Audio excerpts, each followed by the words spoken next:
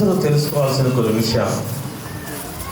వీళ్ళు మరి ఇలా తెల్లని వస్త్రాలు వేసుకొని దేవుని సన్నిధిలో పనిచేస్తూ సేవా పరిచర్యలో ఉండడానికి, ముందుకు రావడానికి, పరిచర్య చేయడానికి ముందుకు వస్తున్నారు కదా. ఏమంతా యేసయ్య తెలిసిన వాళ్ళని, ఏమంతా గొప్ప వాళ్ళని, ఎంత వాక్యం తెలిసిన వాళ్ళని చెప్పేసి మీరు అనుకుంటున్నారో నాకు తెలియదు. కానీ ఈరోజు మీకు అవి కూడా, అంటే వారిని కూడా నేను మీకు పరిచయం చేయబోతున్నాను.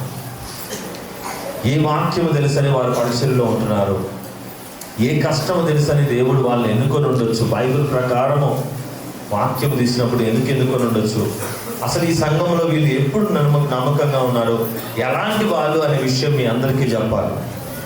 కొద్దిమందికి తెలిసి ఉండొచ్చు, తెలియదు ఉండొచ్చు, నాకు తెలియదు. కానీ ప్రతి ఒక్కరు కూడా తెలుసుకోవాల్సిన విషయము, నా భర్త మారడు అనే వాళ్ళు కొద్దిమంది, నా కాపురం మారదు అనుకునే వాళ్ళు కొద్దిమంది, నా పిల్లలు బాగుపడరు అనుకునే వాళ్ళు కొద్దిమంది, నా జీవితము బాగుపడదు, అవమానాలే నా బ్రతుకు అనుకునే వాళ్ళందరూ కూడా వాటన్నింటినీ మార్చే మందిరంగా ఇది ఉందా లేదా అన్న విషయం మీకు చూపించబోతున్నాను. ఈయన గురించి, ఈయన ఏం పని చేస్తారు తెలుసా? ఆయన ఏం చేస్తారో తెలుసా? ఎవరికి తెలిసినప్పుడు చెప్పండి. హమాలి పని అంటే మిర్చి మార్కెట్లో గోడంలో 14 బస్తాలు మోస్తారు. 300 నుంచి 400 వస్తాయి. ఈమె ఇంట్లో మహిళ, గృహిణి, బయటికి వెళ్ళి పని చేయడానికి ఏం లేదు, ఆమె గృహిణిగా ఉంది. కానీ ఈరోజు ఈ హమాలి అనే ఆయన మీకు తెలుసు. మీకు విషయం చెప్తా. ఈయన హమాలి కాదు, ఈయన హమాలి కాదు. దాదాపు ఎన్ని సంవత్సరాలయ్యా మీరు? 12 సంవత్సరాలు నక్సలైట్. ఎన్ని సంవత్సరాలు? మీరు మైక్ తీసుకోండి. 12 సంవత్సరాలు.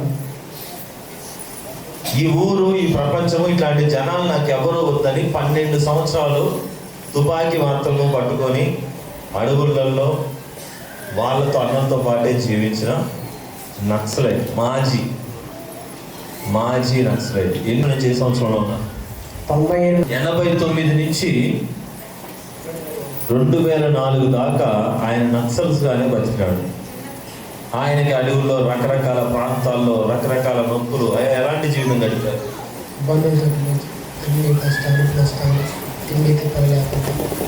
అన్ని రకాలుగా ఇబ్బంది పడుకుంటూ వచ్చాడు.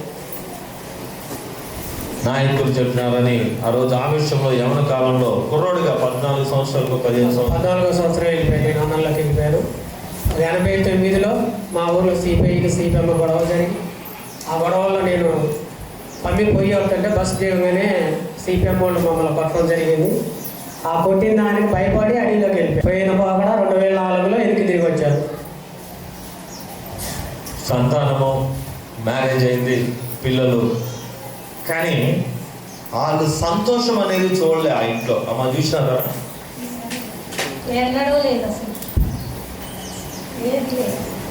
సంతోషం చూడలా, డబ్బులు కానీ చూడలా, కుటుంబంలో ఆనందం చూడలా. భార్య భర్త ఇద్దరు పిల్లలతో పాటు, ఇద్దరు కుమార్తె కుమారుడితో పాటు కడుపు నిండా తిన్న రోజులు కూడా చూడలే. అమ్మ అవునా? ఎప్పుడు గొడవలు, ఎప్పుడు అసలు పోయి ఎన్నో కష్టాలు. పెద్ద పెద్ద నాయకుల్ని ఆయన దగ్గర పెట్టుకున్నాడు. ఏ నాయకుడు కూడా ఆయన బాగుపడాలని చెప్పేసి నడిపించలే. అయ్యా అవునా? నడిపించలేదు. నేను వాళ్ళ కోసం సావడానికి సిద్ధపడ్డా. 5 సార్లు కూడా వాళ్ళ సావుకు నేను అడ్డపడి నేనే కాపాడుకోను తప్ప. నాకేమైంది సావుకు అడ్డుపడ్డావు అంటే? పోలీసు వాళ్ళు కాల్పుల్లో కానీ, రాజకీయ కొట్లాటల్లో కానీ నేనే ముందుండి, కాల్పులు జరిగే కాడ నేనే ఎదురు నిలబడ్డా, కొట్లాడ కాడ నేను ఎదురు నిలబడ్డా ముందు. వాళ్ళ పేర్లు నా గుండెల మీద కొట్టుకున్నా. మీకు తెలిసిన కూడా ఇప్పుడు కూడా వాళ్ళ కోసం దేనికైనా సిద్ధంగా ఉన్నా. కానీ నన్ను వదిలిపెట్టారు.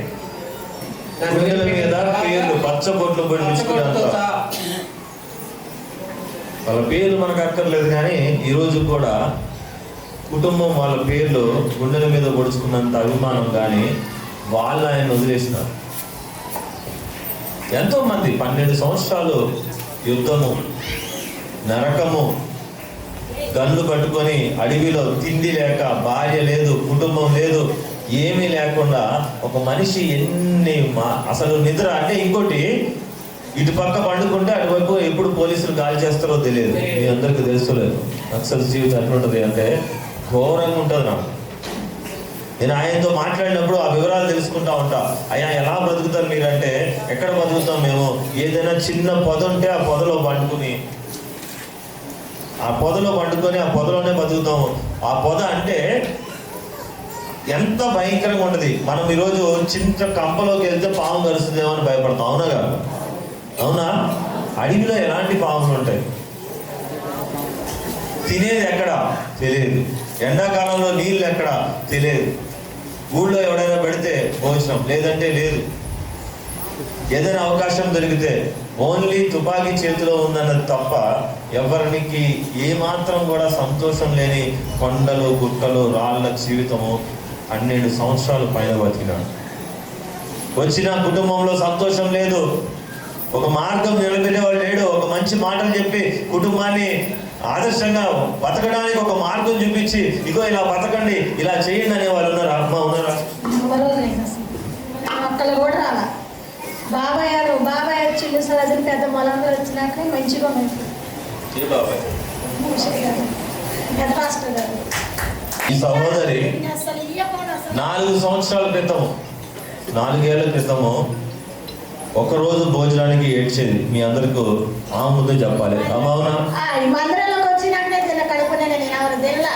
అన్ని విషయాలలో అంటగా భర్త లెక్క చేయదు, పొగరపోద్దు అంటారు. కానీ ఒకప్పుడు ఉన్నా ఇలా నాకు నా దేవుడు ఇచ్చిండు, నా శావకుడు. దేవునికి స్తోత్రం. గట్టిగా ఎవరైతే ఒకరోజు తినడం గురించి కష్టమని ఆ రోజు బాధపడ్డ ఇదేంత వరకు, ఆ రోజు 300 వస్తే ఆయన రెక్కల ముక్కలు చేసుకుని వచ్చే 300తో ఉండక ఎన్నో సమస్యలు, ఎన్నో గొడవలు జరుగుతూ ఉండే. అవునా? వాటి నుంచి కాపాడుకోవడానికి అక్క నువ్వు కూడా ముందుకు రా అక్క అని అడిగింది. అక్క నువ్వు ఎందుకు రాకూడదు అక్క, ఎందుకు ఈ కష్టంలో ఉండాలా, నేను సేవకుడే, 4 ఏళ్ళే నేను సేవకుడే. ఆ రోజు మా అక్కని తీసుకెళ్ళి, అక్క నువ్వు నా మాటిను, ఇద్దరం ఒక తల్లి పిల్లలు కాదు, ఒక రక్త సంబంధం కాదు. అక్క అంటే ఇదే మందిరంలో తను కన్నీటితో నాన్నగారితో పాటు ప్రార్థనలో ఉండేది. అదే అక్క, అదే తమ్ముడు, అదే అయ్యగారు, ఇదే కుటుంబం. మందిరానికి వచ్చి అక్కడ అరుగు ముందు కూర్చున్నాడు, పాత చర్చి ముందు. అయ్యా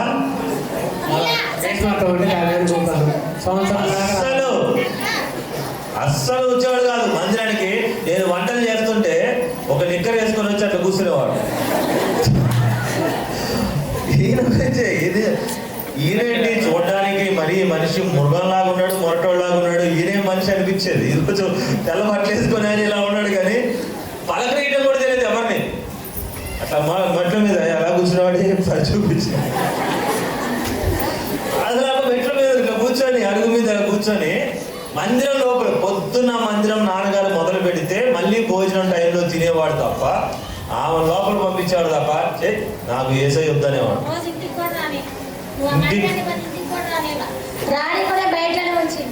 మందిరానికి పోతే ఇంటికి కూడా రాలేదు.